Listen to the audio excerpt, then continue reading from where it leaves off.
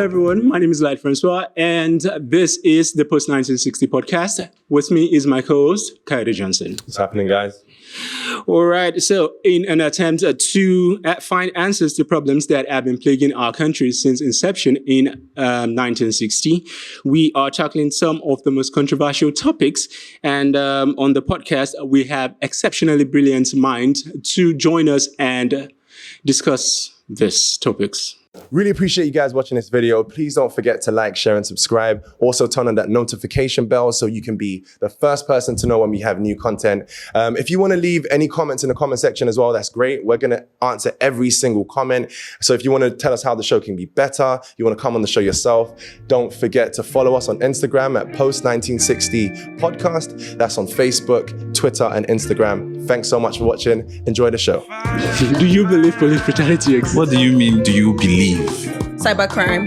A lot of ladies do it now, but men are being profiled because it has been, so they don't believe that girls can, dabble into it at the end of the day. I feel like the culture, first of all, is responsible for this. Even if we are going to use terms like G-boys and young boys, the most dangerous ones in Nigeria are old and bold. Right or wrong, there is a right way to attack wrong.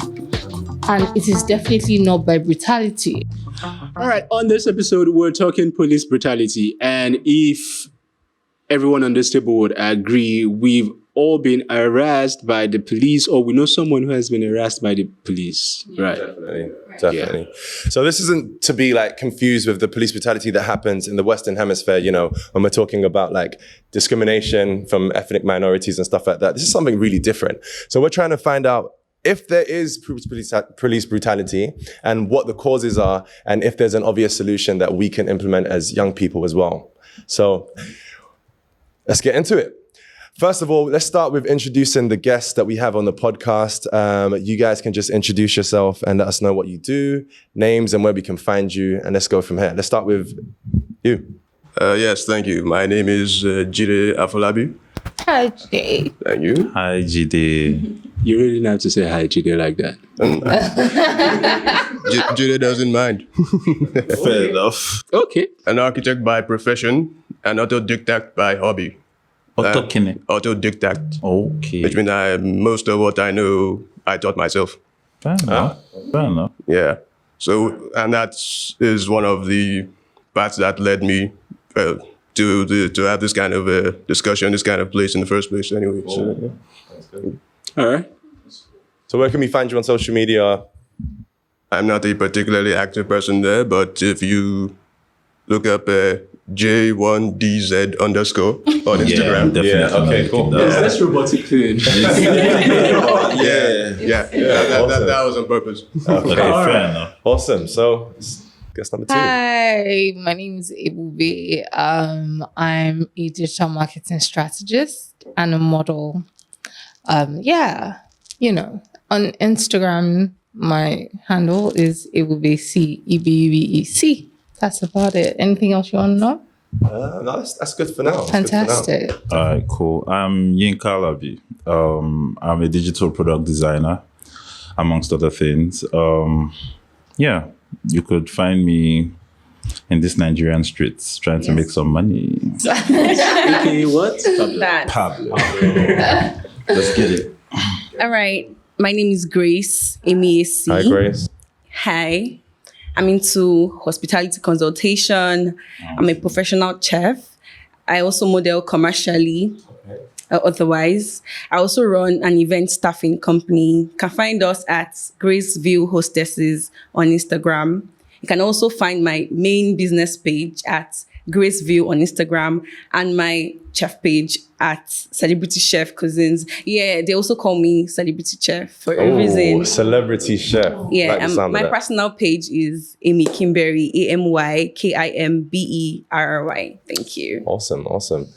So we're going to find everyone's handles at the bottom of in the description below. So if you guys want to follow them, that's amazing. Let's go. All right, so we might just get into it because we're still talking police brutality before we dive into whatever you guys do. So yes, I think first question is, do you believe police brutality exists? Anyway.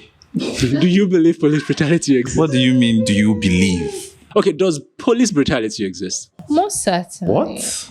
Is that even a question? It's not a question because everyone experiences this. If as long as you're literally moving in Lagos, you must have witnessed or at least experienced police brutality at some point, right? It might not be as intense as other people's, experiences, right? But I think at some point, whether it is just the random profiling because maybe your hair or maybe you look a certain way or you seem comfortable. So you're driving a particular car. You seem comfortable. Exactly. It's the word. So like, who does it That's the typically word. affect then? Everyone. Everyone. Everybody. You guys wouldn't say it affects like men more than women, or It does. I mean, it does. There's a stereotype on men. Exactly. So- However, women have their fair share. No, yes, absolutely. I don't know if I'm jumping the gun, but just to put it in, I remember reading a story of this lady who she said the police officer stopped her and said she's too pretty not to have something on her. interesting. Exactly. So She's too pretty not to have something on her. yes, and they searched her. And they found What do they mean by the something? I have no idea. I Oh, read wow. that story of a guy as well. They said something that he looks too fresh to not have To anything not. on him. Yeah. So And they harass women, which I think is a part of it that is like not spoken enough about, right? Definitely. They harass women because of just that, or you look so pretty, or you're wearing clothes they find too skimpy or something. yeah, thank you. And the pervs amongst them Yeah. take the advantage of that mostly Okay. to put hands on them. So Although the it's- percentage percentage of police brutality on men is higher. Much higher. When you compare it, it's higher. So I think that's what she was trying to ask. I think it Because is. I would say- I wouldn't necessarily agree. Not to cut you short. Okay. I think it is. Lots of light is shed on it because it definitely now turns out to be things like murder, beating, and stuff. Right? Women, again, like most of the things they deal with, because it has to do with their bodies. Yes. They don't speak on it as much. Okay, but what she's trying to say Which is, is shaky, who does it but happen to again- mostly? It happens to back men back to that point. mostly. Let's hear what we you have to all say. know that. And Yeah. We we have all know two that men on because sets. with the whole Yahoo stuff, Yahoo stuff, everybody believes that just guys are into it. That is a big lie. I know girls, I mean, not directly. Don't snitch Not on yourself directly, now. but I know ladies, one lady that knows a lady that does Yahoo. Yes, cybercrime. A lot of ladies do it now, but men are being profiled because it has been, so they don't believe that girls can, dabble into it at the end of the day.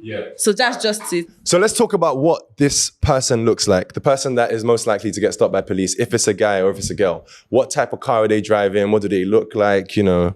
Because there's something someone said the other day, and basically they said in Lagos, if you're a native and you look good, like all those Hausa guys that are just fresh, that you could literally have a dead body in your car and you can drive around Lagos and nobody will stop you. So is there a profile? What does that profile look like? So you're talking about the Yahoo Boy Starter Pack. All right, fine, cool. Let me get you in. C300 is, in fact, the moment they see you, Sorry. As a matter of fact, I think this is, it happens different time. There was a time you can't, if you drive a Golf, a Volkswagen in Lagos, you are profiled as a Yahoo boy. From that, it moved to Lexus. If you drive Lexus, you're profiled. Now it is Benz, and I think it's even back to Lexus now. see, It's so if between you're Lexus driving and the Benz. IS250, see, there are specific models that will get you stopped. I'm sorry, I just have to put it that way. I don't know how because factual that is. Sorry. Oh, that is would very say factual that on the it's street. not really That is very it's not factual just- on the It's not street. just driving a C300. Right. Anything that has Benz logo. Period. Once they just see the agreed. As long Benz, as the logo is like this, Agreed. they are stopping you. Whether Again. it's 1994 or whatever. No. So then Benz. yeah. It's a starter. Okay, but predominantly, my experience, I think I've seen, well, how can I tell you what a Yahoo boy looks like? I don't know. But the people that you look at and be like, yo, that's a G boy, I see them in Camrys. It's Toyota. So I don't really think, I think the starter pack is when you see the guys in Lekki, you're like, they look like something, but it's more like who they are, how they dress, and how they carry themselves, right? So I think starter pack for me, before you can profile someone as a Yahoo boy, whatsoever, it's the dreads. So if you're on locks, yes. If you're wearing locks, If you make your hair. No, if you make hair, with your natural hair, it really doesn't matter. Dreads. I'm very particular about that. So you're profiling. Wait, you're not profiling now. twist. The whole dread, especially that one. No, that you're profiling stands. now. No, I'm not profiling. I'm just trying to say. Steve Babeko has locks on. Yeah, I'm saying, when you see someone, right, with locks on, the person might not be a Yahoo boy whatsoever, but when you see the person, that's the first thing that comes to mind. It's still about the stereotype. Even our parents don't do dreads, so you don't look like Yahoo boy. Yeah. Do you understand? In my opinion, I won't entirely say my stereotype. What I would say is what I've noticed that the police tend to look out for. It doesn't. Yes, mostly they stop car-wise, they stop bends, but once your car looks nice, they're going to most certainly stop you. One, you have your hair braided as a guy, whether it's natural braiding or dreads, they stop dreads more, they're going to stop you. You look nice, or you wind down, your car smells good, you're gonna park. As a lady, you look really nice, it's night, or you have something, maybe you're going for a party, you look like you're gonna be on street. They're gonna stop you. Or you are driving a big car and there's no man beside you or something like that. They're going to stop you. Or you're like 2, 3, 4 girls and they see that you people look happy or you people are ready to have a fun night. They're going to stop you. There are a couple of things that they look at. Yes, you're coming from a club. They're going to stop you. So do you want? Yeah, because to me, there's some important things I think have been left out. Because so far, they're not wrong, but we're too frozen in time with what we've been saying so far. The term we're even using is Yahoo boy. The police brutality has been, and that term comes from the popular, the popular practice of Nigerians using Yahoo to dupe foreigners. Yahoo is how many years old? Police brutality has been going on for longer than the Nigerian state as it currently exists. That is even older than the current country we occupy. So I would want us to zoom out a bit because we're too fixated on the current particularities. This is what has been sanctioned because these are still excuses. Anyway, those guys are there to protect the interests of whoever is powerful enough to give them orders anyway. And we're basically... And everybody else is basically an easy target, a very easy target. Like things like dreads. So that's not relevant. How long have dreadlocks been popular in this place? So what he's saying is, if we're to define it properly, it has to be something. At some point, it was people with afros. That's the funny. That's the fun part. What he's saying is, if we define it properly, it has to be something that can be related to like 20 years, not like what's popularly happening right now. We're just but I have a quick question. I'm going to try to change change the direction of this conversation for a second. What do you guys think is the reason for the stereotype? Like in terms of social responsibility, what role does culture have? For example, we're talking about G-boys a lot right now because we know that young guys get harassed. But sorry, I just wanted to say something I thought was funny. I forgot to say. Yeah. Even if we are going to use terms like G-boys and young boys, the most dangerous ones in Nigeria are old and bold. That's a good point. Definitely a good point. But like, what do you guys think about in terms of social responsibility? What's the causes? Like, for example, you have people, not to pick on particular artists, but people making songs glorifying the lifestyle of being a G-boy and things like that.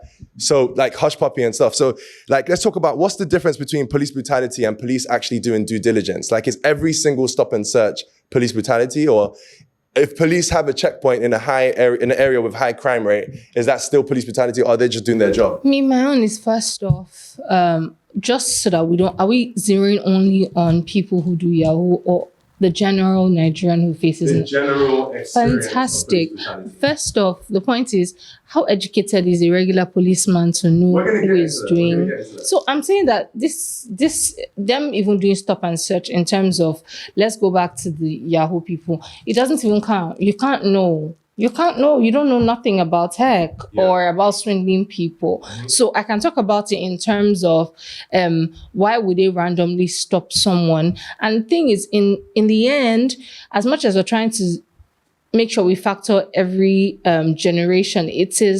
The truth is, at every single point, there are reasons why people will be profiled. So back in the 90s, if everyone's haircut was low cut and you have an afro, you will be singled out if you have an afro because you stand out. So the reason for which you'll be profiled yesterday might not be the same thing as today based on how things are moving. Do you get? So if today, every single person on the street starts wearing dreads and you are the one barbing your hair, you most certainly will get profiled.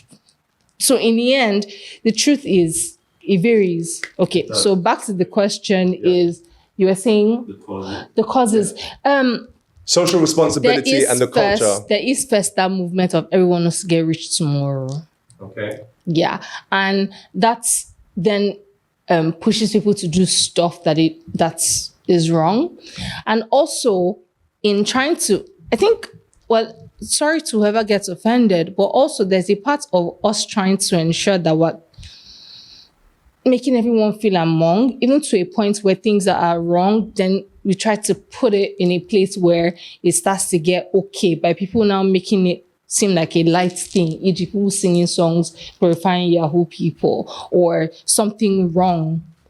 That is one of the reasons. Also, there's just general humans will be humans and they will take out their frustration on random people. Yeah. Can I put more light to that? Like, when you talk about, you said causes, right? I think, first of all, and you said social, what's the word? Social responsibility in terms of like the influence, the culture that we praise, like the songs that we all dance to, glorifying the things that cause the stereotype that are making these people be stopped in the first place. Let's be human for the first, like, to begin with, right? Okay. What is it that we all strive for right now? Money. Let's just call it what it is, right? And what is the poverty rate in the country? Crazy high. Right? Yeah. So regardless if it is actual armed robbery or we are talking about yao yao as we call it, or the G-boy thing, or prostitution, people are going to delve into some vice basically to make some money, whether it is no, but the question is social responsibility from the culture. So basically. The culture itself, I'm sorry, again, let me apologize the way she did to whoever might be offended. I feel like the culture, first of all, is responsible for this, for the way the police, profiles people. It starts with basically the inter-ethnic thingy where even like basic Yorubas don't like Igbo people, right? Or they're telling you not to hang out with certain friends because they have a certain look and everything. Because let's think about it basically, right? These policemen and women are also from homes. Also, they grew up under somebody.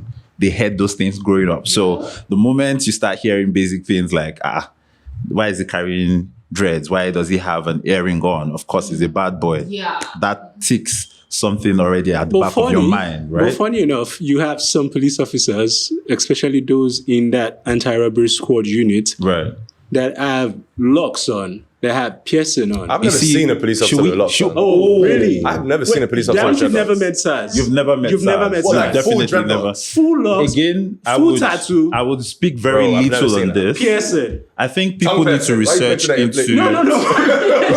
What the hell? I think people need to research into how SARS was started. Yeah, but we're digressing. Right. We're going to get into all these topics. I think those are the but that's a really good point, though. People need to think on, because what he's saying, if you've actually encountered SARS, I swear to you, they look like you and I promise you. That's wild. That's wild. If not worse. If not worse. That's wild. That's just, Do you have anything you want to talk about this topic? I'm with him. Okay, awesome. All right, so... No, he said he wanted to say something. Okay, yeah, sure. Yeah, because... Professor. I wish. Bro. Yeah, because we're also looking at this thing one way.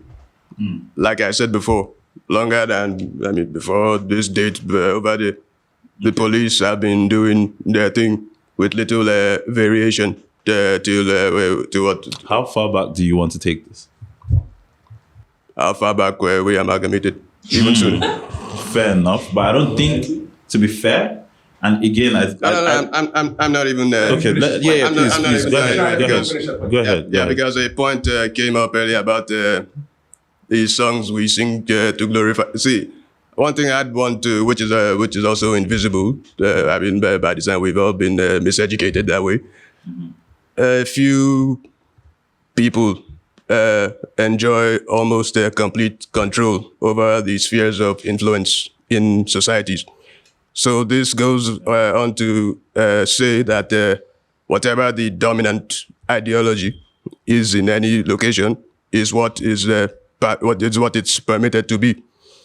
In a very specific example, and there are more ways to look at it. In a very specific example of someone growing up to sing songs about Yahoo, that is what you grew up inculcated in. He did not invent anything he's saying. Yeah. Maybe he invented the way he's giving it to you, but that's what he was that's what he had. So the reason why we inculcated. asked that question, guys, I love all the answers, is basically if we have social responsibility, if we're here singing songs and we love our fans and we have responsibility because we have like a large amount of fans. Sorry, can I just run that? Okay, yeah, go on. Yeah, because that, like I said, is also still kind of an excuse. If they really, and these people, they will get endorsements, ambassadors, they get all kinds of media coverage.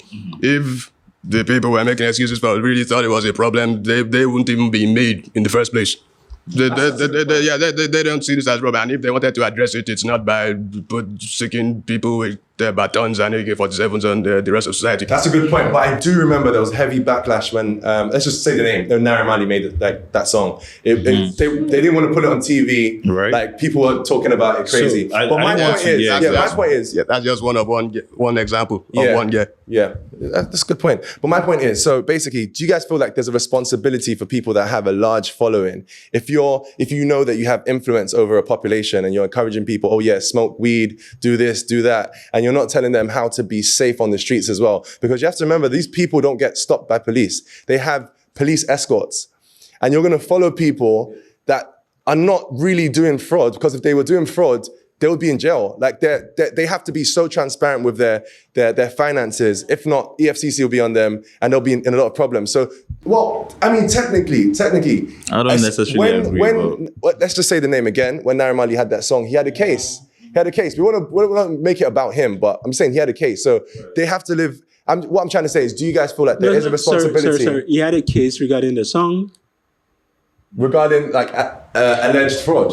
Exactly. He did have that. Well, he had a case regarding alleged fraud. Yeah. And he released the song later. I think it was before. He released the song before. So he had been on their radar for alleged fraud prior to the song, based off of what the police said in their press conference, right? And when the song was released, it was sort of, according to their first statements, like admission to what he had done. So again, it brought more scrutiny to him. And then they came in, confiscated laptops and everything that they found with them at the time, right? Again, they couldn't put anything on him. But like you were asking about responsibility and all, right? I didn't even finish the question. Yeah, go ahead. Finish, please. So basically, right? For example, you're telling people and you're glorifying the lifestyle of smoking weed in the music videos, and you're making songs saying blah, blah, blah, blah, blah. But these people don't experience what we generally experience, because they literally roll around with armed escorts. So I'm saying, in terms of social responsibility, what do you guys think in terms of, do these social media influencers, these musicians, these people that like literally influence culture, have a responsibility to guide their like audience in terms of like, okay, smoke weed, but don't move around Lekki Phase 1 with weed in your pocket, because that's why they're stopping me. That's why they're stopping me. That's why you get to a checkpoint and they tell you to like come down and take off your socks and your shoes, because people are moving sloppy. People, they wouldn't tell you to do it if they're not catching people with weed on them. So like, that's what I'm saying. So what do you guys think about that? So basically, again, let's dial it back a bit, right? Like you said, now they have escorts and whatever to protect them, right? Which are the people that are supposed to actually apprehend them. But let's not even get into that, right? But let's also remember that before they got to stardom, they were also like us, right? And quote unquote, whether you like to admit it or not, these were the things that got them to stardom to begin with, right? These were the ideologies they already had in the back of their minds, basically. So half the time, again, it might not even have been them directly, but they know somebody who's been, getting away with these crimes and everything. They might have been nabbed a couple times, but escaped it on technicalities or for whatever reason. So for them, it is them gloating on their experiences. Like, so you don't agree that they have responsibility I to... do. Okay, But that was the question. do they know it? Do they know that they have... They don't recognize the mere fact. They're trying to glorify where they come from. They're trying to give light to the parts they feel darkness is most, for lack of a better word, most on, right? In the society. It's just like, we made it out of the slums, right? You people don't see the slums every day. But you see, we that made it out, we're going to shed more light to how we live, right? Okay. To how we get about our lives. The parts that you people don't necessarily care about, that's what we are here to show light. So the responsibility they have is not to the general masses like we see it, right? Okay, that's interesting. That's a good point. Do you guys have any takes on that? Do you think there's a responsibility? I think it still boils down to individuality. We as individuals, personally, I know who to look up to. Fair enough. I know that I can't mention names, but there are certain people I cannot look up to. So as individuals, we should be able to say, okay, I can look up to this person. If you don't have a mind of your own as an individual, you will just be floating. Because at the end of the day, these people that you see as role models, they're just figuring things out.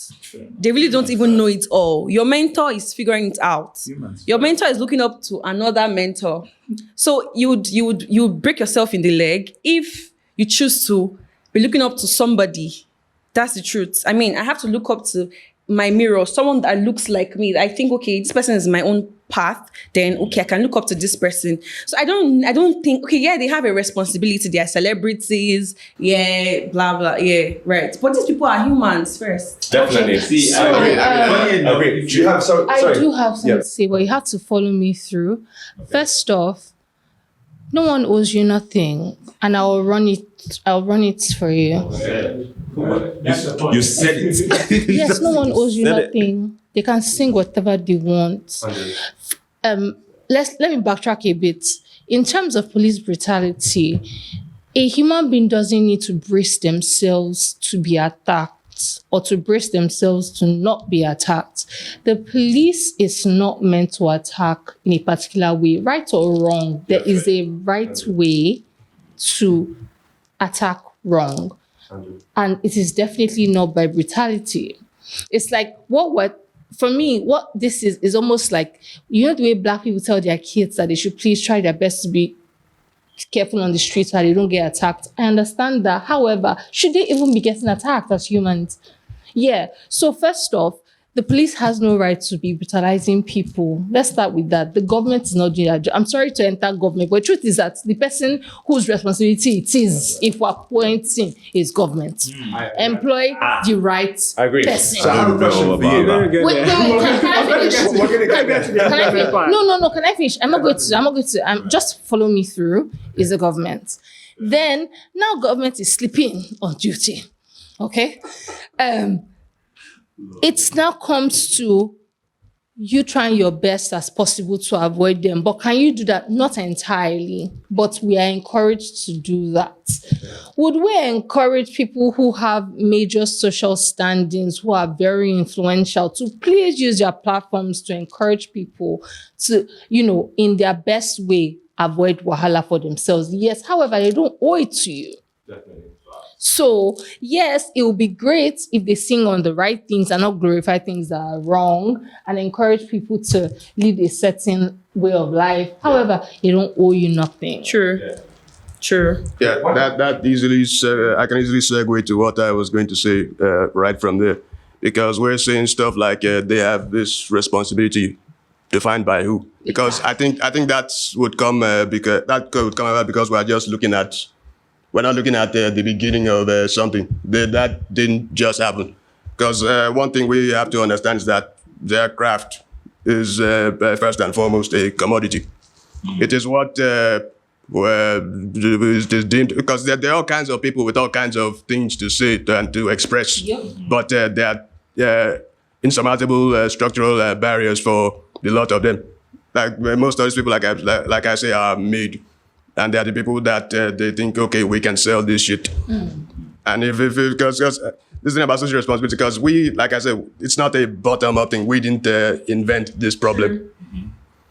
this was inflicted on us basically, and sorry not to say Nigeria is crimogenic in the first place. You defund, distort education, and there's no avenue for legal or even dignified prospects of standing on your own 2 feet. I mean, these are reasons, not excuses, but that is a recipe for disaster. Already. Right. To get started. And when it comes to social responsibility, the basics, like you said, though, and which it's not like I disagree, but I think we always look to blame the government for stuff, which is not wrong. Let me state that, right?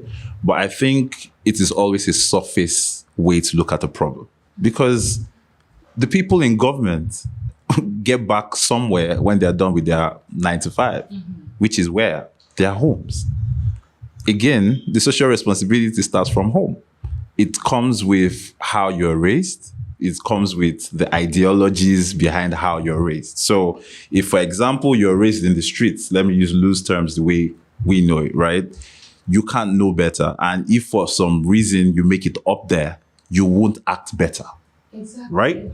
Now, you will say it might be some responsibility of someone who is up there, but if the person doesn't know better than to be a tout, he's just going to be a glorified tout up there, right?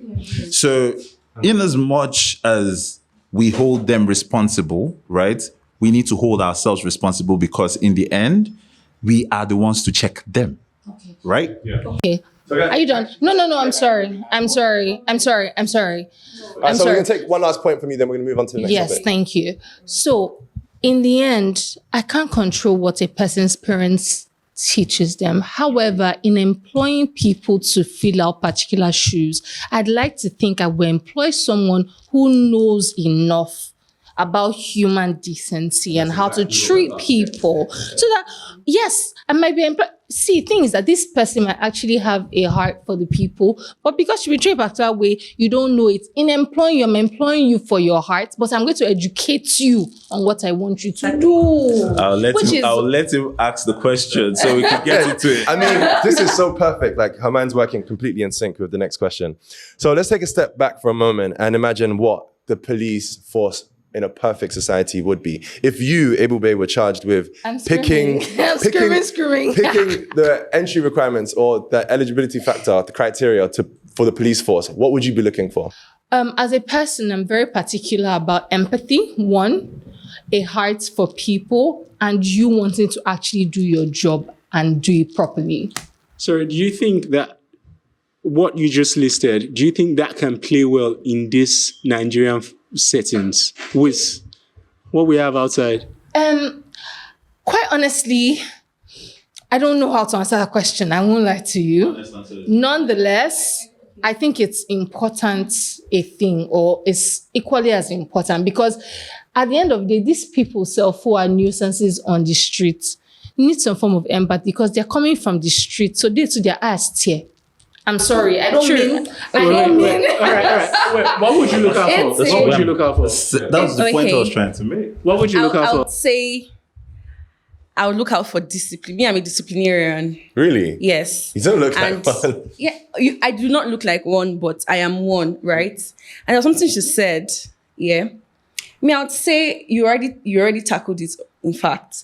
I would say some people actually know what to do. They know how to be empathetic. I'll tell you, it's not every police officer that is... You understand what I mean? It's not every police officer. But there are some that really want to do these things, but there are people out on the top or one thing or other that is limiting them. In fact, the police officers on the junior level, or rather in the junior level, most of them want to do better. But when you see the person on top saying, collect that 5,000, what would you do really? So people really want to do better. Me as a police officer, I would actually be empathetic. Yes. I would be a disciplinarian. There's some laws I would put down and people would follow. But that's only if I'm on a certain level. What if I'm a junior staff? I really cannot do much. And I think you just have to follow the stereotype. You just have to follow what other people are doing. You cannot be different. That is the truth. Even if you decide to be different, there is someone that is doing something different from you, and then you look stupid, and you just have to follow suit. But So they don't even have to lay you off at the end of the day. Before I ask both of you, I think if you've seen Collision Course, you've seen Collision Course. What's that? It's a Nigerian film about. Oh yes, I have the about- one about police brutality. Yeah, that he about killed police him brutality. Yeah, yeah, unintentionally. Yes. Yeah, basically what you're trying to Yeah. explain. Is that on But- Netflix? Yes, It it is. is. You It's can a check good it out. watch. It is As a just plug. it's just a mirror. It's just mirrors Check in it out on society. Netflix, guys. Yeah, what's your take? Yeah, basically. Yeah, I mean, I have takes every time just going forward from this, so you can ask me ahead of time. But the villain here aren't personnel per se.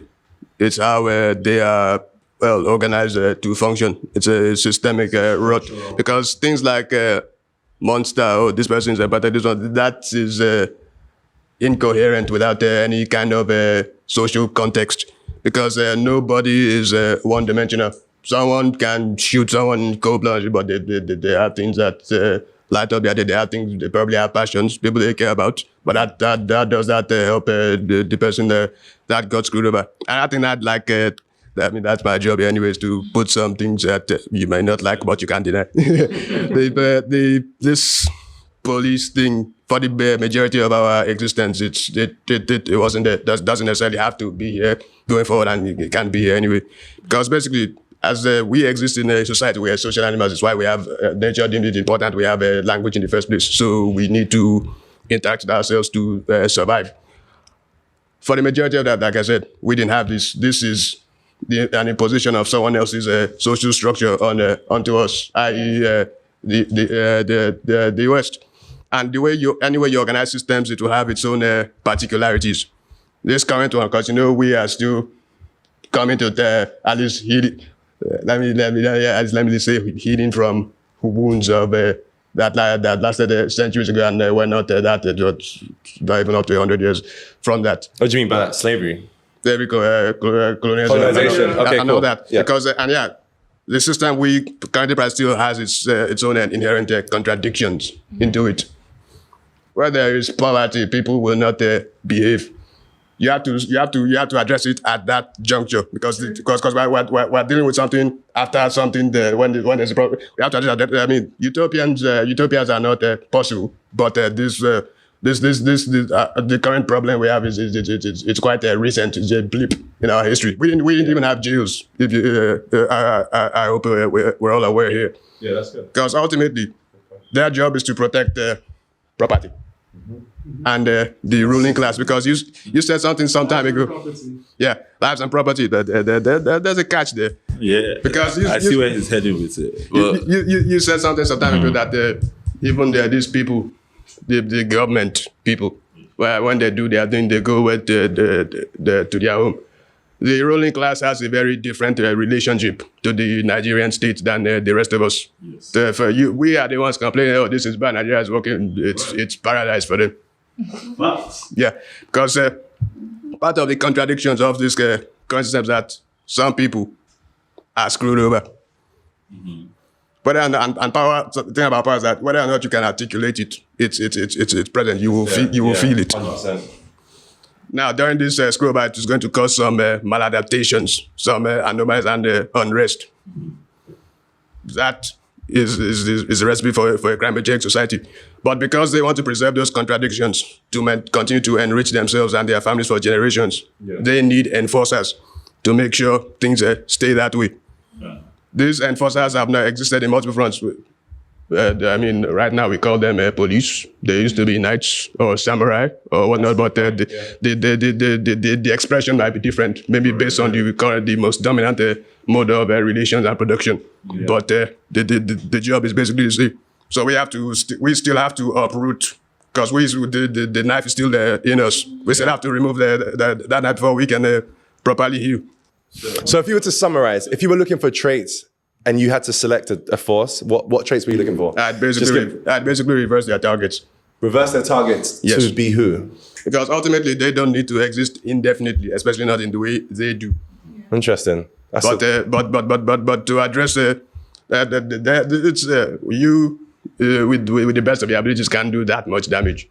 Someone with the direct influence over, say, finance or arms can destroy the police, and they will either do that directly or just the bare threat of being able to do that or organize something like that would ensure and guarantee some unfair advantages go to them. It's people like that, because we have to.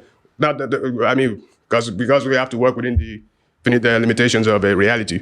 The masses would have to control the police. Okay, yeah. You can. So I waited for everyone to finish because I have a thought process around your question, and I think he tackled a bit of it, but I'm just going to sort of finish or start off from where he stopped. Yeah, right? but if you could just make key points so it's clear as well in terms of what traits you're looking for. Yeah. So let me piggyback to where I started off. Right. I think the major problems, I think for you to get a solution, you have to know what the problem is, right? And I think, first of all, the major problem, which if you have to solve for the police right now, you have to start from, is the poverty line. So many people who end up in the police force do it as a means of, well, there's nothing better to do.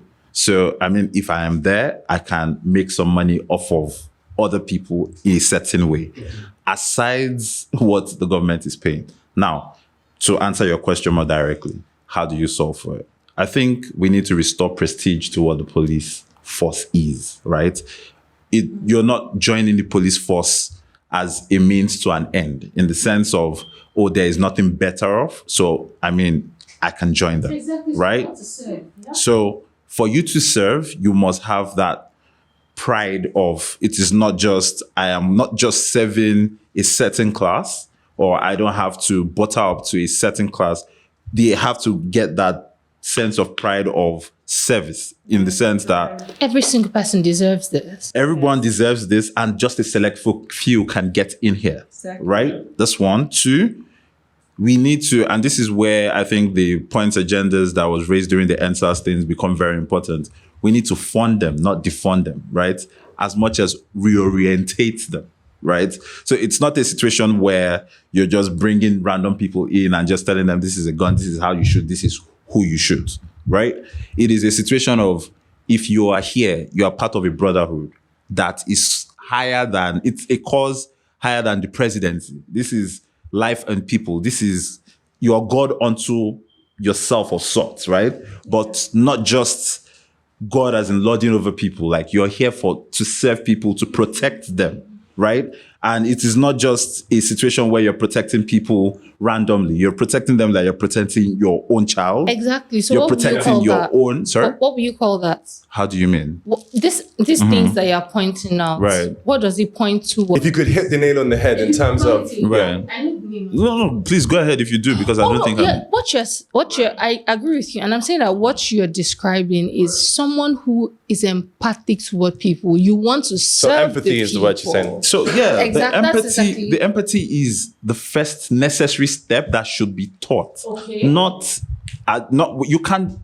So if a certain people are already plagued with a particular problem, you can't sort of expect good from them, because first off, you need to take out the problem. In the sense of, poverty is a major thing where no one, let me come back to, maybe I'm using too much English, so make I enter streets more. You can't tell somebody who is hungry to look at someone who has 2 full agege bread in the hand and tell the person, I beg you, give me one. He would rather bully you and get those 2 from your hand rather than look at you and tell you, bro. Because at the back of his mind, it's more like, if I asked you, you wouldn't give it to me, right? So you have to first, oh, bro, I have 2, do you want one? In the first place, right? Sort of extend a hand of service to the person, then reorientate the person by doing so in the first place, and making the person, like, if I came to you now, I knew you needed something, right? Before you asked me, I said, oh, bro, do you need? Because I already figured that out, right? It is empathy, but it is taught empathy. So hence why I said service. Like, you need to understand that, first of all, I'm not just here to serve on a basic level of, I'm just doing them a favor. Yeah. It is a situation where you know that you are literally... So great. That's a good point. Right. So in terms of... Wait, one question. So for you, we're going to change it a little bit. So like, for example, when you watch The Witcher, right? And The Witcher, like, let's switch it, let's flip it. When you watch The Witcher, has everyone seen The Witcher? It's not a plug for The Witcher. But when you saw The Witcher and The Witcher would walk through the town and everyone saw the white hair and the blue eye and the sword, there were already assumptions made. So you already knew this person could fight. This person had a code of ethics. This person was against, would kill darkness and stuff like that. We can't relate when we talk about like what the police officers. Oh, you can't relate because you haven't watched The Witcher. Yeah, she hasn't watched So the The question's Witcher. for you. Wait, hold on. The question's for you, Amy. Question's for you. So how would you put it? Like, let's not go too deep. Let's just generally on the surface, what traits would you be looking for? Should they fight? Should they be fit? Should they be kind? Let's talk about everything. This is us assuming a situation In the where perfect world. exactly. In the perfect ideal world. Now we're talking. I think I mentioned it earlier. I think I talked about it. Traits I would be looking for: empathy. Number one, when you are empathetic, I think it really covers a lot. Like what he said, when you have empathy, in fact, you would be, that is enough orientation for you. Like But you want a empathetic police officer to save you. Because let's not talk about the emotional side of responsibility. You call a police officer because Nigeria's high insurgency, high crime rates. Let's talk about, do you need them to be fast? Do you need them to be fit? Do you need them to be strong? Like what's your police officer ideally in the perfect world? Okay, first off, he has to be fit. Yes, he has to. Yeah, he or she. You should just went to E straight. Yes, love it. because fitness I do. is very important, right? He has to be really fit. In fact, if you're not fit, what are you a police officer for? And I think that's one of the problems that we have. So many police officers probably with flat foot or one deformity or the other. Oh, wow. Yes, it is not. As a police officer, you're not supposed to have even big pot belly. Is wrong. Yes. You are protecting people, you are protecting lives, properties. You are supposed to look fit. How would you run? Okay, let's say you are fighting armed robbers. Where would you run to with your stomach? We saw how they get ran in 2020. They ran. Where did they run to? Like towards protesters, right? Well, yeah. Oh, man. Yeah. Cheers, guys. He needs to be okay. He needs to be fit. He needs to have basic knowledge. He needs to be educated. So that's what we wanted to get to in a second. Education. Yeah. Because I've spotted what I think is an obvious problem with that approach. Yeah. Say I have a unit of all these wonderful people. I have, and fit with these wonderful men. This wonderful man. And women. I see you. I don't know what you're trying to do. You're bringing out your hands. Which hand? Please put your hands down. Sorry. And I'm one of the highest chains of command. I need them to do something, and this is a very strict hierarchical place. What I want you to do conflicts with your empathy, but you were not trained for. But let's even pretend you were trained for that. But I say go do whatever, and that contradicts your own morality. What will you do? Would you turn your guns at me, or will you execute the task? That's a good point. Because like I said, the problem is the system, not personnel. Personnel, like, for example, a lot of the surgeons are psychopaths. That's one of the best places to find psychopaths, but more often than not, they perform their job well. Yeah. So for me, again, I'm sorry if I'm jumping. It always starts with having the right mindset. For me, fitness, see, if you train enough, if you eat good, if you have a good leader, what question do you ask? Oh, you will get to the right level of fitness. I've seen skinny boys who look hella hot. Wait.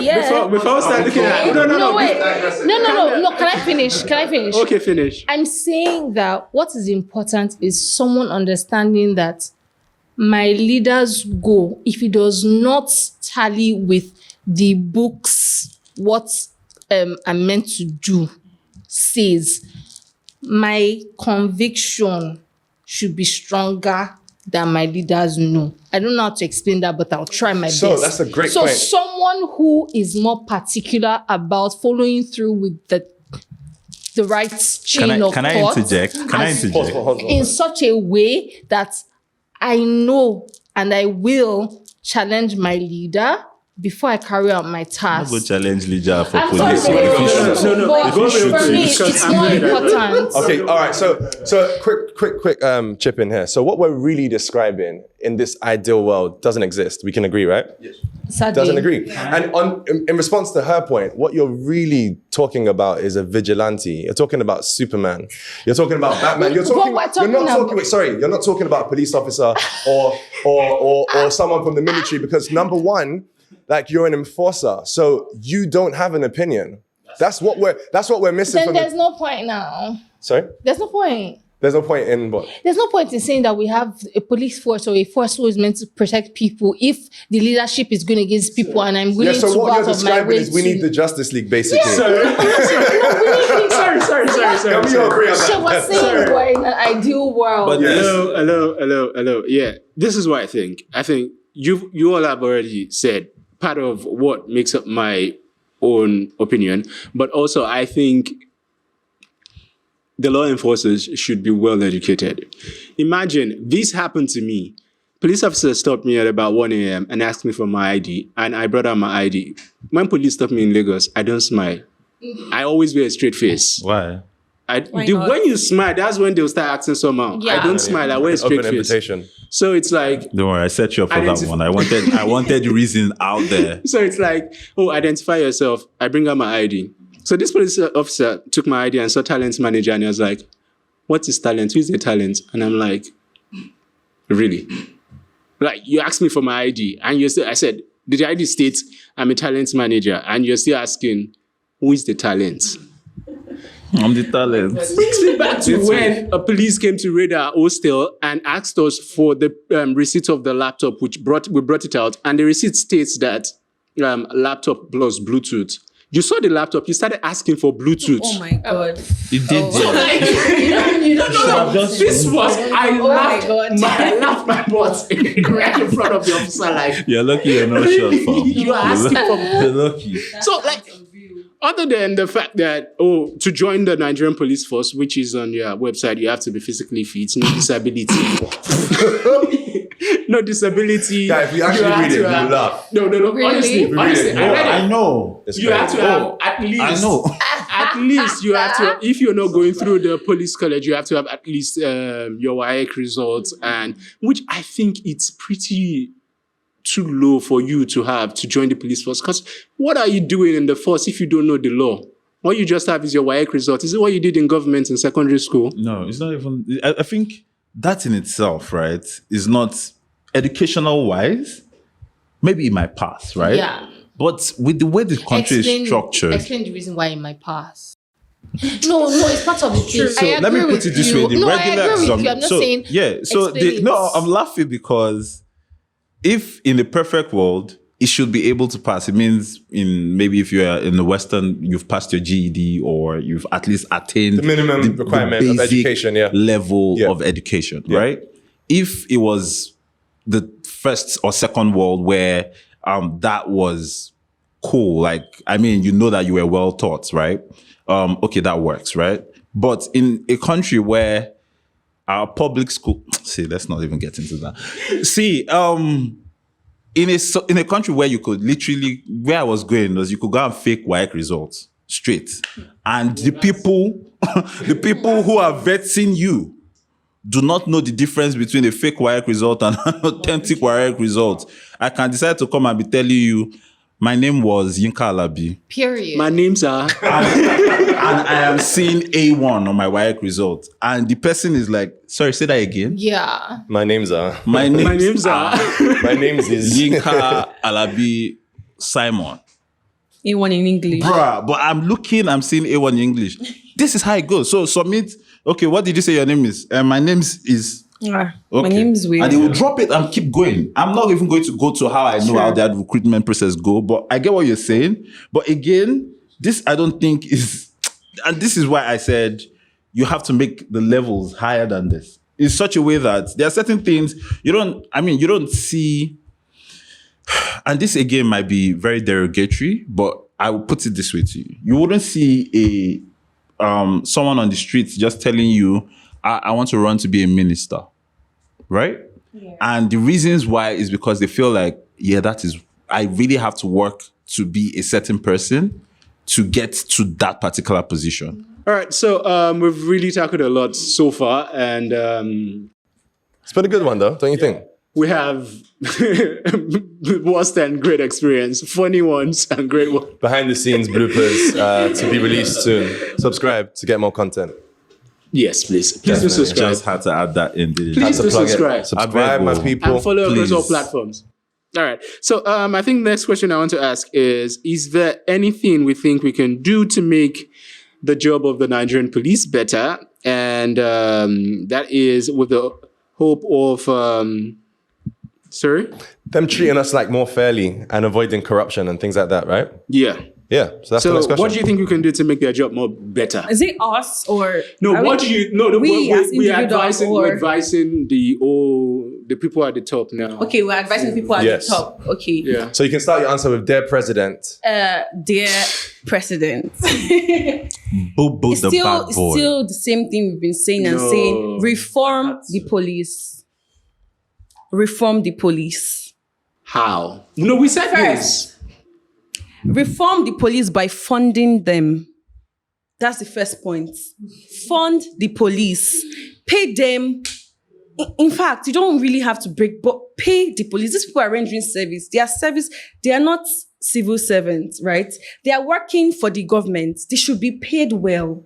Okay. If they are being paid well, in fact, they already have, when you have money, there's this pride that comes with it already.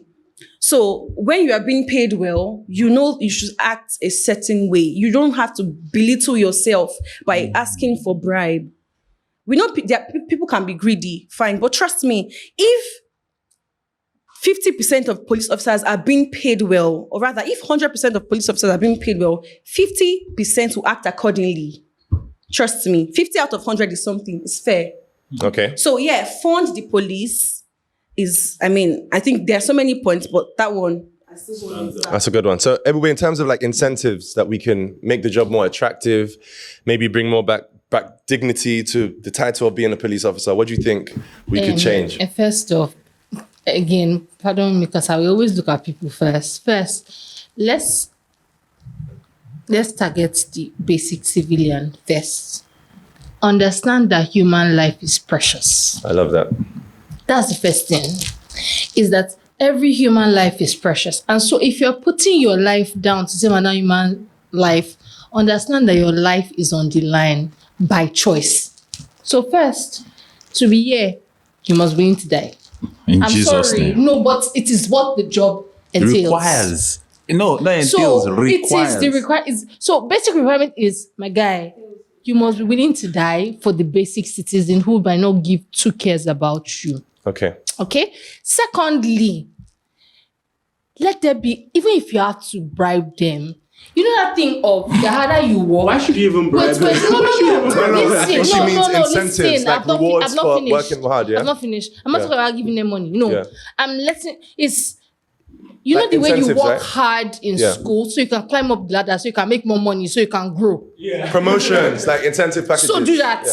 But the more you learn, the more classes you're willing to take, the more ranks you go up, the more money you can get, the more dignity you can get, the more respect you can get. Do you get? So make it a thing that it is worth putting the work in. So we're saying highlight good police officers and reward them publicly. Exactly, yes. To encourage other people yes. to and perform that better. reward is based on you're actually doing Merit. work. Thank you. right, so- Even if I have to bribe you to do it, I don't know how to explain. And I'm saying bribe you. I'm not Incentivize you. incentivize I've been trying to say that word for Not like 5 bribe. times. Not bribe. I'm sorry. Incentives. Viewers. Like, She means incentives. the Nigerian Not president bribe. bribe him with his own salary. Dear viewers. Yes. She means incentives. So, for me, No, the Not bribe bribe. is pay his salary because on time. you can tell, you can fund the police and you're funding people who still want to kill people. You don't get. Yeah.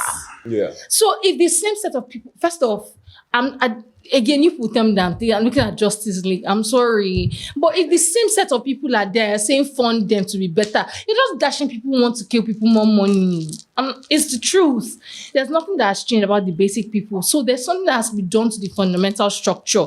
Everybody, somewhat, you have to shuffle. Everybody can't go at once, but there has to be a good shaking where a new set of people, a new mindsets mix with a small portion or even no portion, because little living can live in everybody. Fair enough. You know, a little yeast can yeast everything. So you have to find ways that actually are replacing your bouncing, or you bounce. I don't know, but there has to be a major bouncing of people who are already.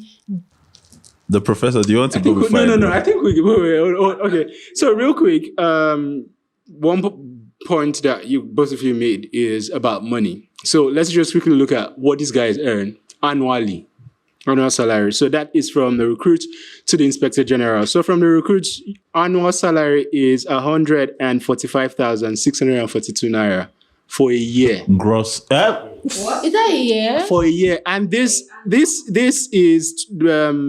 inclusive of the 20% increase. Buhari. Already amazing stuff. Amazing. So you armed, you just armed them to be thieves. That's a recruit. So a constable would earn about 600,000 naira annually, 608,429 naira. Blah blah blah. Up. Is that up to 20K monthly? So that is a constable is earning 50K monthly. 50K 702. So the top, the highest on the ladder, the inspector general earns about 13 million annually, and monthly that is about 100. Why won't his pot belly be that way? 100 and sorry. Monthly is a million naira, about 1,126,000 naira. For the IG, right? For the inspector general. While recruits monthly would earn 12,137 naira. So this is what we face. So sort of to butcher. Sorry, I need to. It's not me. I got this information from Disclaimer. Disclaimer. Please. Right. So was there a question attached at the end of that? No, I think he was just trying to. Facts, No, just trying to say. So when we talking, we know that this is what these guys earn. Okay, so are there any benefits there, like pension, healthcare? Are there anything? Because I was about to get into that. Yeah. So let me. All right. So the look says the silence was loud. Yeah, it was loud. Well, to give a little more context to things you were saying, right? Let's be realistic, right? This is not going to be the perfect society in the end, right? But again, back to what I was saying about putting pride into the job, right? I think in other society or in modern societies, what they do, which I mean, clearly they're not paying them peanuts like that, but what they do differently to give them, to incentivize them and not bribe them, is give a lot of benefits to their basic means of living. So their insurance, for example. Do Nigerian police have insurance? I have no idea. Does the insurance cover life insurance? Right? Yeah, life insurance. And does the insurance does it cover their family? Their cheaper education for their kids, their health insurance. There's life insurance in the sense that already a requirement is you're laying your life down, like she mentioned. Yeah. So if you eventually die in the course of, in line of duty, right? Your family gets. They move your family away from the barrack. No, I did. Leave the barrack. So sorry. Wait, for wow. No. So it's the truth. No, wait, hold on. Is that fact though? That's not fact. Yeah. So if a police officer dies, they move their the family be removed from the barracks and be rendered homeless. Yes. The family leaves the barrack. Yes. So again, they need things in the sense that, okay, when it comes to, even if you're not going to pay them $1 million a month for the recruits, right? For example, at the very least, let him know that, okay, my kids are sorted in terms of schooling, in terms of their basic needs in the first place, housing. For example, maybe there is, quote unquote, not necessarily a barracks, but there's a low income area where it is sort of for the police or something. Yes. Yeah. And like she said, reward systems. In the sense that you know that, okay, cool, if I have gotten to this particular level, or if I have served an amount of years in the force, I am entitled to X amount of benefits Or promotion. or promotions, right? Promotions are good, but in the real sense of things, right? The promotions sometimes are not viable, because if everybody was due to be promoted every 2 years, do you know how many police officers there are? Then, like how many people have to get out? Again, it might work in the sense that it would lower the age requirements to be in the police. At the same time, it will kick out the older parties, right? That works. And again, I don't know it all, but I'm saying for the most part, if you've lived exemplarily in the police force already for 15 years, maybe you should be able to get a house in Lekki. Just saying. Yeah. So what part of Lekki? What part of Lekki? Ibeji, obviously, but that's not the point. Point is, So- no. I'm So in terms of the numbers that we had- you guys deserve phase one. So Yeah, they do. In terms of the numbers they had, what's the minimum pay? What do you call that? Minimum wage in Nigeria? What's that? 30K, I think. Yeah. 30K. So that's what and the police earn, ends right? below that. so they're earning below minimum wage. Facts.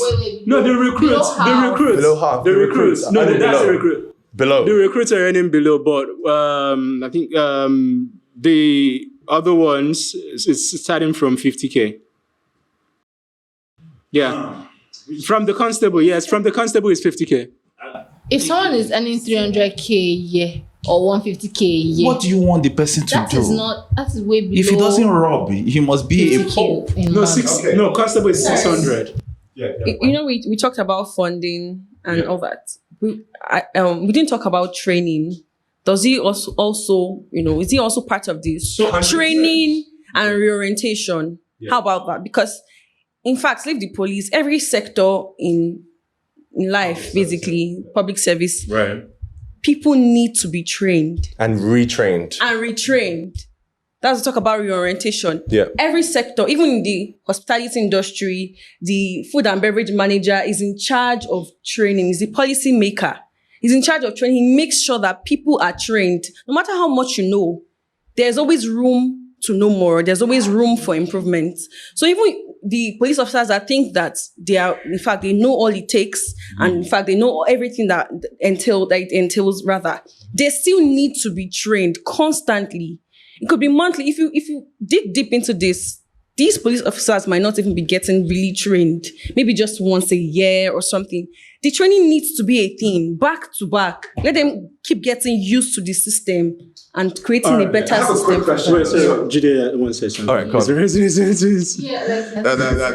That was second nature anyway. But Jide always wants to say something anyway, because we are. I think we're still missing the political and class character of these things. Teach, sir. Sure, I was going to refrain from saying this. Someone like Mr. President would does not believe they are doing a bad job, or not nearly as bad as a job as we would say. Because saying, oh, they are doing it badly. Oh, you didn't employ them. You don't get to tell them what's a good or bad job anyway. We're saying the benefits that see, like I said, we're not the employers. We've already diagnosed, I think even wrongly diagnosed the issue anyway. That's it. They are misbehaving because of their faulty, their poor benefits. If so, it exists. This is, I find it interesting that the police are perhaps the only people we would make this case for.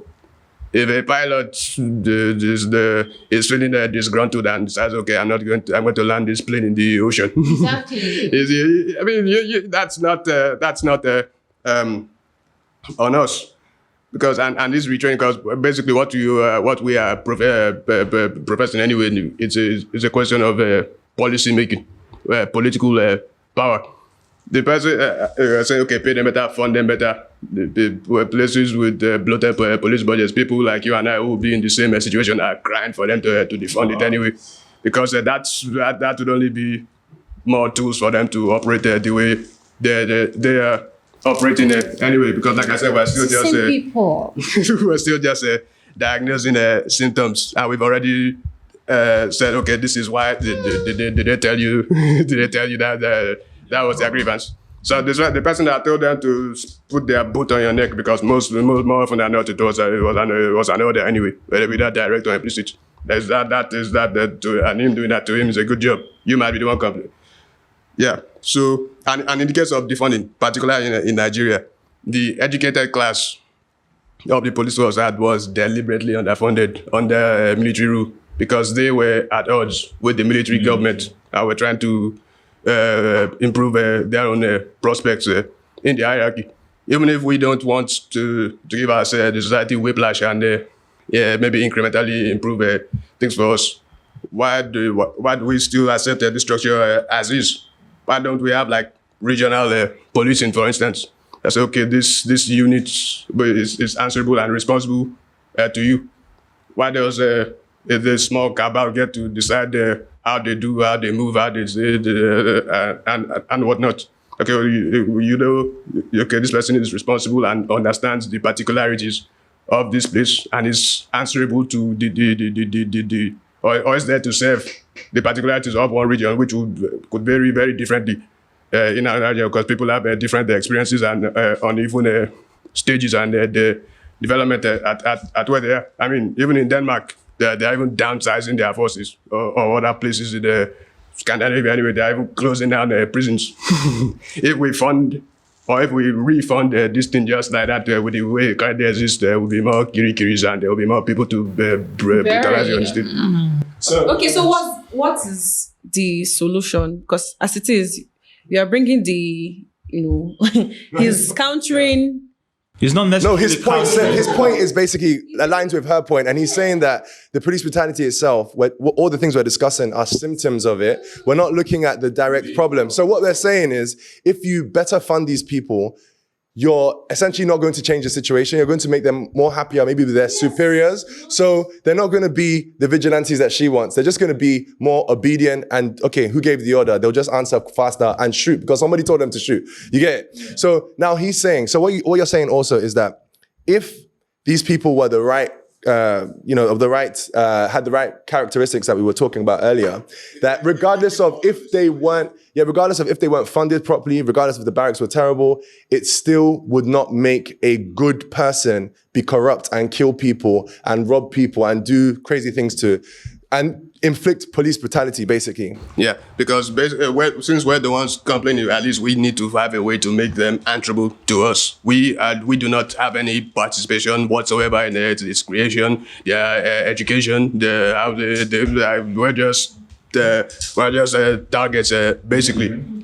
Okay, so let's just wrap things up real quick and in a very, very short sentence or in few words, what do you think, like, let's just hit the nail on the head now. What do you think needs to be done? In few words, please. So this is for Yinka then. Because 3 people have already answered already. They've already said what they need to be done. So this will be for Yinka then. No, they all said they expanded to just... Yeah, said funding. Nice. You said funding? Yes. Okay. What do you think needs to be done? On both ends, let me just put it this way. I think, first of all, everybody has made great points. So I'm just going to piggyback on what everyone has said, right, quickly. Like, putting into perspective what he said, without orientation, like you were saying, basically, or reorientation of the force itself, then there can't be a real change, one. Which then piggybacks to, if the reorientation is done, then you have to restructure the force itself, yes. Right? Where I was talking about pride factors and everything, blah, blah, blah. Then you have to fund them, right? If all that is followed through, then at the very least, we might have maybe a semblance of good policing. I don't want to seem unrealistic, so I would explain to you what would have been my thought process if I had the No, please explain. Express yourself. Now, seeing that we can't entirely tell all the corrupt police officers to get off the road at once, there has to be some sort of internal audit by people who are specialized to be able to pick people who are at least decent to stay, and a new set of people join in based on someone who can, tell or interview them to be able to impute the people who need to be there. I don't know if you are following through. We can't just come and say, because somewhere in my mind, quite honestly, if the police, let's say the police force is 100%, at least 75 is bad, which is a major percentage. And we can't tell them it's a major percentage to go at once. So either an internal audit is performed to at least take people who, let's say this person is horrible. That person is horrible. That person is maybe all the and horrible can stay. The horrible can go. Then you now look for new people who that body were the one that interviewed and saw through and they have the right things put inside. And then one day at a time, everybody should be oriented. Okay, As you are now going sorry, through. I wanted to ask a brief question. No, quickly. No. For real, who are the people doing this audit? God bless. That's the thing, Emi Omo. However, no, wait, let me finish. Let me just finish. However, there must be a specialized, but even if it's not in Nigeria, You have the right motive, but I think Yeah. it is going the wrong way. Let me help you. Please Let me help you restructure that, right? please. Like she asked, who are the people to do these audits, right? Instead of doing an audit, let them audit themselves. In the sense that you have to create policies. Wait, hold me. Oh, okay, please. Listen, so it's a situation where you invite people who can, experts Yes. in other countries or something, wait, to create policies that would eliminate them by themselves. In the sense that these are in place, reorientation has taken place, right? Now we are all under the scrutiny of the new policies. Now there will be direct elimination by, that is a corrupt cop. He will not be able to abide by these laws, right?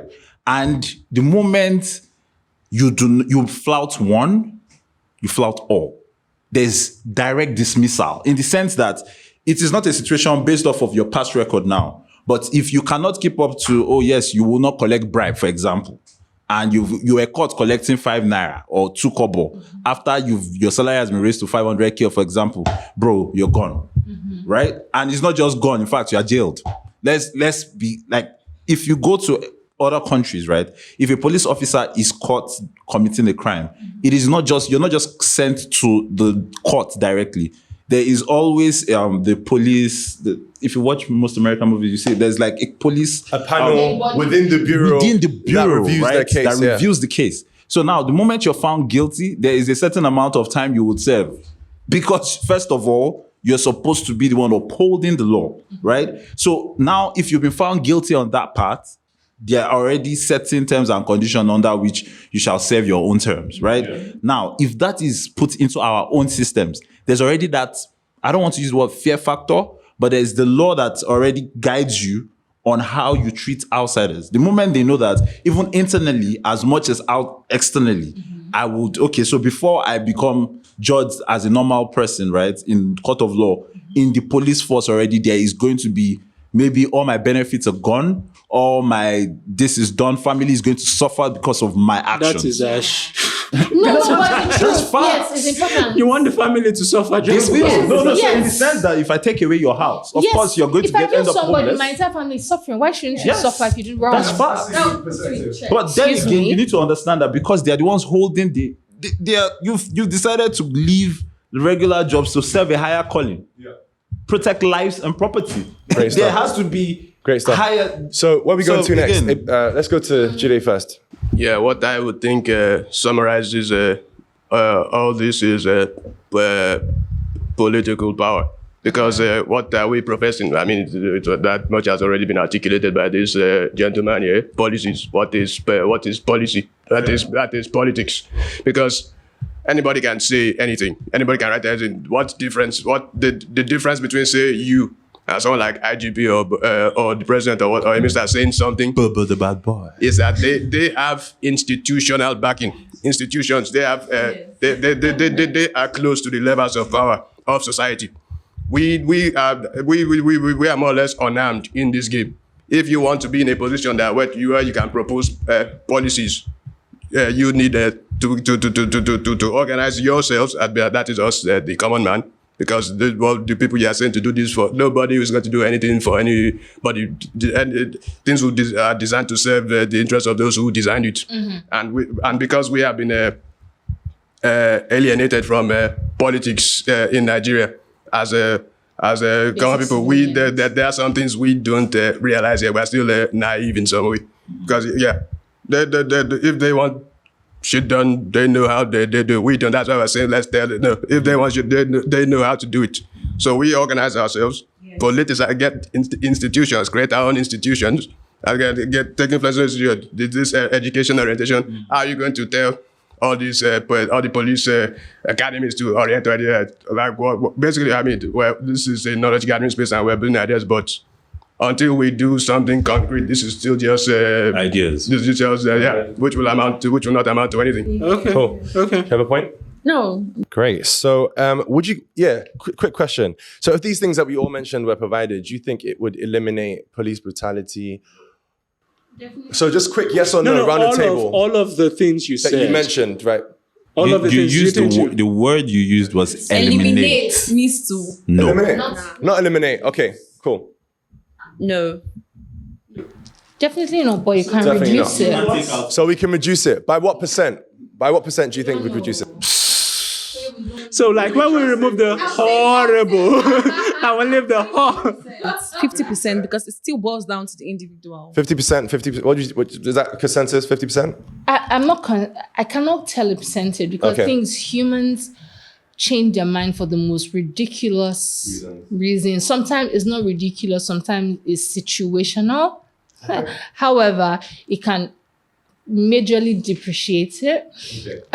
Yes, so a way that once someone starts moving like they're moving mad, the others can tell so that they can quickly bounce that person before the person moves mad. So in the case of what happened in 2020, when the question was asked who gave the order and things like that, right? And we mentioned all of the solutions that we have to offer. Do you think if they were well-funded, they had pension, their family was taken care of, they had a future, the nobility was brought back into the police force, that if they still gave the order to say, clear this road, whatever force, they would still do it? Of course they will. So wait, so let's go around the table and let's just make it clear. So, yes, right? Of course they will, and that goes straight to his point about all of this still being political. The old guy at the top, right? If you don't, some will. So, and if you don't, you'll be demonized of sorts, and you might still end up losing everything. I want the professor to go. Yeah, I'm sorry, before he goes, what that would mean to be able to have a situation where the organ at the top can give an order and someone at the bottom who knows what is better would not do it, is to make the law above the lawmaker. I don't know how we're going to do it, but that has to be I'm sorry. That's the biggest gem I've heard. Wait, hold on. I need to back that up. You know, there is this statement written on every police station you enter. Police is your friend. Sorry, say that again. Police is your friend. Sorry, can everybody say that? Bail is free. Police is your friend. Bail is free. Police is your friend. So I It's free, think that's what's there. yeah. Well, you've not entered police station Until you enter and you realize you've need not to gone use to all your senses. not for Not in crime or Nigeria, anything. definitely Not for crime not. or anything. Yeah. Just to go maybe Like want on to a sort school something trip. out. It's a free day. Check out the police station. See how Not it even is. check out the police station. There are certain things that require you to get even To get past police reports. Right? You can't get that for free, my dear. You can't. So again, to back our point, basically, the police needs to actually be our friends for them to be able to say, "Oh yes, that order, bruh, I can't go and kill my friend." No matter how, they were. Not the police, but he asked the question he asked just to sort of put it into perspective of what we're still speaking on, right? Yeah. It's a situation where if you were asked to harm your friend in a perfect world, God, in a perfect world, if you were asked to harm your friend, Harm your friend or die, right? Harm your friend or die. You harm your friend. Well, maybe not Well, die. No. They wouldn't die. Harm my friend or die. The ones that would have I can done. punch my friend in the face. Fair Harm enough. your friend or die. All right, You so harm your friend. basically before Yeah. Okay, Julia, you have something? He put his friend in the face. Well, I guess my name is the professor. That's now. why I had to say in the perfect world because of people like him. All right, yes, let's go. Yeah, to underscore what has been said so far. Like I said, we are just individuals going up against people in a. I was about to say cliques, but it's a bit better than that. The organizations, basically. Like I said, the police is not our friend; it's their friend, and it's their friend because they designed it to be answerable to them. Yeah. We have no influence or sway. True. Like a question was asked earlier, like about how much do we think we can reduce it? I mean, I'm not salient enough to make that kind of supernatural prediction, but I think we can do a lot better than just 50%. Because like say you have that kind of so you can tell people, them how to police. I mean, what are you policing anyway? You be in the position to define that anyway. Yeah, so you need this ability to mold reality. Like use the organs of society to mold the reality to befit you. It won't be perfect, but we won't be where we are. Yeah. So we had some ideas that we spoke about before the show, and we were thinking, how could we practically solve these problems? And just, even if it doesn't solve it, like, would these things help? I want to just go around the table and see if it was help. Imagine if every single car driver, number one, had a dash cam, right? I know it's a crazy thought right now because it's a third world nation. And police should have cam on their uniforms. And imagine if police had cam, because the only cases that we've really seen, like of police getting publicly scrutinized or demoted, was when a foreigner would capture it on camera. If it's not on camera, it doesn't exist. Like, it's your word against them. You rarely see someone go to the police station and report a police officer. So number one, like, dash cams are great to catch, corruption, bribery, them harassing you for no reasons. And then we thought about having like maybe CCTV cameras at every single checkpoint, if possible. Like, if not everywhere in the state, but at the major checkpoints where they're really, really violating people's human rights. Those things would protect us. Those clips would disappear. Why are you asking the question and taking the answers away from us? Yeah. No, I'm not the one asking, it's the one asking. I'm just saying, those clips would disappear. And then lastly, in terms of us knowing our rights, which is what you said earlier, I believe, knowing our rights, is that maybe, I don't think we all know our rights. Like, it's like a few of us, that know our rights. You probably see like a cool Instagram clip. I just found out today that, well, you said that a lady is not allowed to be frisked by a male officer. Yeah. Some people don't even know basic things like that. So maybe creating more awareness of what you have, your rights as legal, your legal rights are. So what do you guys think about that? In closing. I don't want to be pessimistic, right? But like you mentioned, don't be. I would just say two things. I just have to be a realist at this point, right? It's written on every police station that what? Bail is free. Let me say it again. But police is your friend and bail is free. Right. We all know for a fact that bail isn't free and the police isn't your friend. That's one. Okay. Two, to answer the previous question, right, where you asked about the camera, I will just refer you back to October 2020, right? Because they were camera proofs. So you're saying a dash cam. Okay, that's a great point, actually. There were cameras. But who destroyed the cameras? Excuse me. We don't know. We don't know how many Instagram videos, how many Instagram lives videos. were there. Still lives. They are still there. And your government has told you that. The government exactly. I'm sorry. To be very simplistic about it, it would not help. They're multi-million. All of those things wouldn't help. Do you think it wouldn't help? It will disappear. I mean, we said if we... It would be villainized, it would disappear, they would do whatever it takes to make it irrelevant. Because they've done that before already. They have done... Something's vibrating, guys. Right. Okay, go on. Yeah, go ahead. They have done that before. We've seen that already. Now, again, maybe if they were in numbers, of which how many cameras do you want to put at the same spot? Right? Again... So you don't think it's a step in the direction? It's not the whole solution. We've mentioned 1,000,001 solutions, but also if you say a step in the direction, evidence, because there are some people that say, if a police searches your boot, be careful, look at them because they could drop evidence inside. I mean, these are things that the Western world are adopting, and it's helping.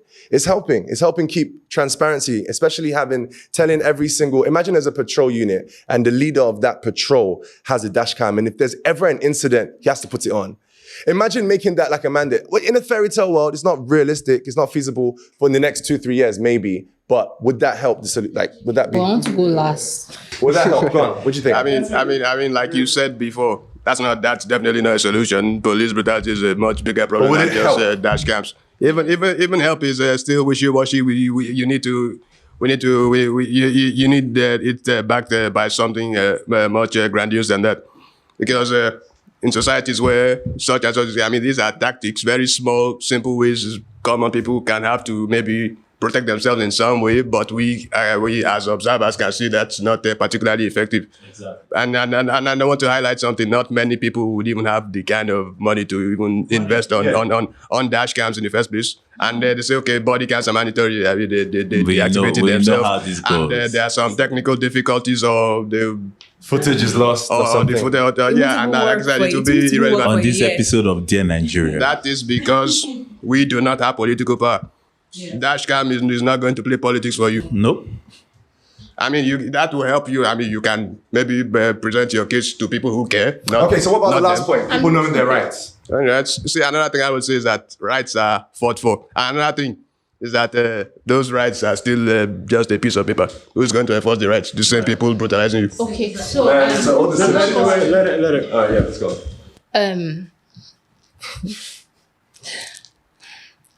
We have camera footage from what happened during the NSAS. We have footage of Nigerian governor assaulting people that are still inside government. We have footage from NSAS. Your Nigerian government has told you that is doctored. Yeah. That you are not seeing. It never happened. People that cannot afford 3 square meals did the AI. We see. We have tangible proof from foreign bodies that Nigerian governors are still serving, that they convicted them, they came back. Your government still puts them that they can continue in service. They just change uniform. My point is, even if you have stuff showing that things are going on, because of the way leadership is, they couldn't care. The Nigerian government is shameless. Have you noticed? They will tell you that they are killing you and they don't care. There's nothing you can do about it. So yes. So it goes beyond trying to plug cameras or body clinical. Last time they will pacify you, maybe that person will disappear for like 2 days. Then you will now come back on the street in another community. So the truth is, it goes all the way to changing people at the top, to people who understand to be more accountable to the civilians who they have been put in charge of, so that when they're doing something wrong, we can hold them. People who understand that they should be accountable to us. The Nigerian leadership do not see you and think you are worthy of their accountancy. Nigerian government has the mindset of, those entitled aunties and uncles that pay whatever they want, they get, whether it's right or wrong. That's their mindset. We need people who are less like that and more. It's not about age. It's not about I'm bigger than you. It's you are in service. To who? To me. So you are accountable to what? To me. And it doesn't matter the way I say it. I'll try my best to not be rude. However, rude or not, nice or not, you're accountable to me. And it's not age. It's pay. If you're not doing what you should do. Hello, sir. You're not doing right. You can please step down. You see, one thing I think we would have to reshoot this thing, because I love the new version of our comment. Because that the energy. Excuse me. When I said at the beginning we started this as a news station, First episode, you wouldn't understand. Wait, excuse me. Me too, I have the razness in me. But it's just that. Oh, so this is you. This is your real voice. Oh, of course. You're not from the UK. No, I'm not from the UK. Have you noticed he stopped stammering? And even the professor lost his animated voice. I love it. I love it. Anywho, I think we've all put down amazing points and prefer our best solution so far. And election is next year. We've all said these things need to be Please put in don't look place. at my face. Please, Wait, calm don't down look at now. No, calm down. Election is next year. How many one of us on this table though have our PVCs? I've had mine for years. Not going to lie, I'm not trying to buttress myself or save myself from the shame. Yeah, but I did go I did mine since last year. I went to pick up because of work. I kept going on towards the, let's say, the middle. Immediately announced it, I started going. However, I couldn't go with as much fervency as I should. But eventually I started going early in the morning. I stayed, there was no time I went that I stayed less than, I'm not exaggerating, 6 hours. In the end, I couldn't. In fact, there was someone who had come early. Eventually, when they printed the thing, the name was not the name. Yes, the name was not her name. It was some random name. Now, obviously, I'm still at fault because I could have picked up my PVC because I did it online. I got everything. It was just to pick up. So my bad. However, it shouldn't be that hard, quite honestly. And it just goes down to where the system is to be able to pick up your PVC. So bottom line, you have your PVC registered. Yes, I do. You can still go pick up. Sort of. No, not sort of. You can still go pick up. I can? Really? Yes. Oh, mad. No, Are you pick sure? up. No, yeah, pick up. No, like, Pick up I've done everything, but I didn't do thumbprint, and they won't do thumbprint again. Oh. Yeah. So that means you are not voting next I year. know, sadly. Do you have your PVC? No. You're supposed to have I you think of all there was a people. while No, just ago. make it short, simple. Why don't you have your PVC? Because we are all clamoring for this change. We want the no. We're not judging. No, you. of course not. We just- Even if why? you did, that's your opinion in the end, right? I think again the problem is very systematic, right? And if the electoral process is not going to be straightforward, if all we are doing is getting our PVC to legitimate someone who is going to eventually carry out his crime, right? Yeah. Then what's the whole point? Oh, that's your belief. But the thing is, That's my again. I No, love no, that. no, no. That's I your love that. belief. That's my belief. yeah, exactly. So we've mentioned, we've mentioned a lot of solutions today, and we've given a lot of reasons why those solutions won't work. And then the consensus is that power needs to change from the top. The only way to do that is Well, I said power should change from bottom up. Yeah, so bottom and up. that, you're part of the bottom. you're part of the bottom. No, you're part of the So bottom. I agree with you. And again, I'm not by any chance, please hear me and see me. I'm in fact the wrong example here. Let me state that categorically, right? But let me put it to you this way, right? You're right. I'm part of the problem. I admit that publicly, right? But the idea of things is in the end. Quote him, I beg. Quote me. Quote 20, me. 20 years, put this video up. I would say it Yinka again. said he's part of the problem. I am part of the problem. Oluyinka Alabi, Well, Pablo. Pablo It's not part your of the person. problem, right? And I agree, no problem. But you see, the first thing first is for any change to happen is for me to be alive, right? And I am choosing survival over, quote unquote, a funny change. And that's my opinion. You have your PVC, right? You have your PVC, right? I'm in the Yes. same situation with Ebube. You've not thumbprinted. Yeah, I was not able to do that. But would you vote? But I registered and If you had a BBC, would you vote? Would you vote? Oh, certainly. yes. And you feel is that the only way to affect change from... It's the I mean, basic way to... that's my, it's one of that's the my, ways, right? that's It my is. 1 cent. It's the basic way to That's effect my own change. 1 cent, basically. Yeah. Because one thing I also would like to illustrate is that this voter apathy is a characteristic of these liberal democracies we live under. Because like I said earlier, even whether or not you can articulate power, you will feel it. Because you can change the faces very, very, Minimally. a very tailor-made set of people anyway. You can maybe change faces in a ritual, this election ritual that we don't even believe in anyway. Mm-hmm. Like, you can change the face, but you cannot change policy. Mm-hmm. So when you are saying you are part of the problem, if you want to go that way, I would say it's because you are not politically engaged, not necessarily because you do not vote.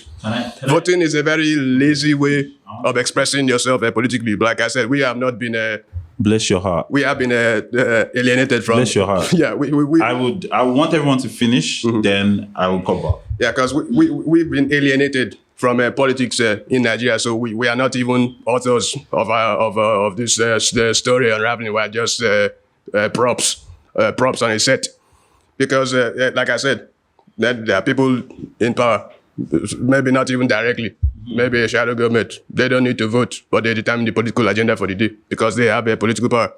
And even in this voting, because okay, this can affect something, but the bourgeoisie do not do elections they pay for. You want to, record numbers of people are coming out to collect their PVCs. They're still gerrymandering. Rigging happens long before the election itself. There's this basic thing they call gerrymandering. Maybe they know this area we might not be particularly strong here. We will frustrate it. We will put barriers. In the first place, I don't even know why we need to get PVCs to vote. If you can prove your citizens on the country and you're of age, that should be enough. But do this, go to this place. We know movement is very dangerous and even frustrating. They might not even provide the centers with amenities that it needs to function. A friend of mine they had problems with data or electricity or whatnot. You go there. Who's going to vet INEC when they actually count it? They snatch ballots. They do this. Even before when they start snatching ballots, who knows where it is snatched to go and apprehend it? Who keeps tracks of all of these things, right? So even before the main the real thing starts before the election, but I like how people have decided to. I love it. Yeah, I like how people have decided to. I think I can take my destiny to my own hands. Let me engage with the Nigerian political system. I was there years ago. I've had my PVC for a while, but when they go and see what I saw, I'd imagine most people would agree, would talk the way I'm talking right now, bro. And to further buttress your point, right? And this is why, for me, it's going to be the last point, by the way. I promise it will. It will be the last point. And I'm just going to speak a little largely about how I feel about the whole thing, right? I feel discouraged as a Nigerian youth because I have thought the process, I have been politically inclined for the longest period because I was one of those kids who wanted to be president when I grew up. That part most people don't know. You can still be president. So, But you don't have PVC. funny enough, it wasn't any of those things. It was not because I was always just in love with politics as a thing, right? Service as a person. And if you're my friend, you know how much I love to help as a person. It wasn't about, I didn't even know about the money and everything. I think maybe the prestige that came with the position maybe might have been the vanity attraction to it, right? But there was respect to presidency at some point. I think that was what at least attracted me at that age, right? And the first thing I was told was, bro, it's a dirty game and you might lose your life at it because clearly you have a very pristine approach to how you wanted to be president. My dad had me explain why I wanted to be president to him. And he was just like, yeah, no, don't worry. It's not for you. And growing up, seeing my father and some uncles, who were very politically inclined, I remember when our way to actually go vote, and next thing, there was random shootings by police officers. I can't forget what I saw. I was age 8, so my memory of it is and we lost a family friend to this, right?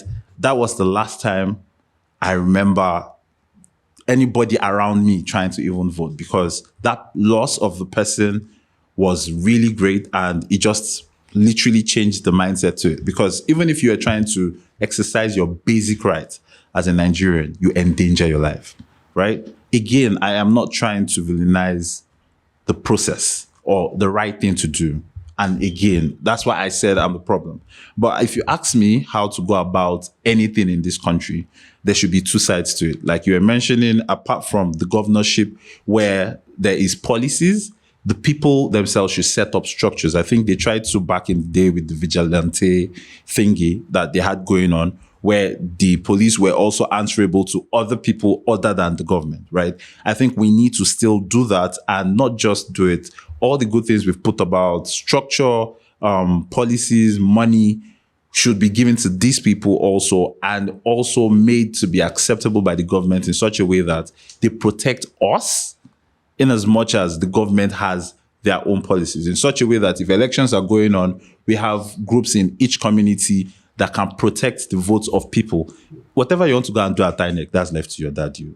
But while we are trying to do our own things, we should be able to go vote and get back to our homes safely.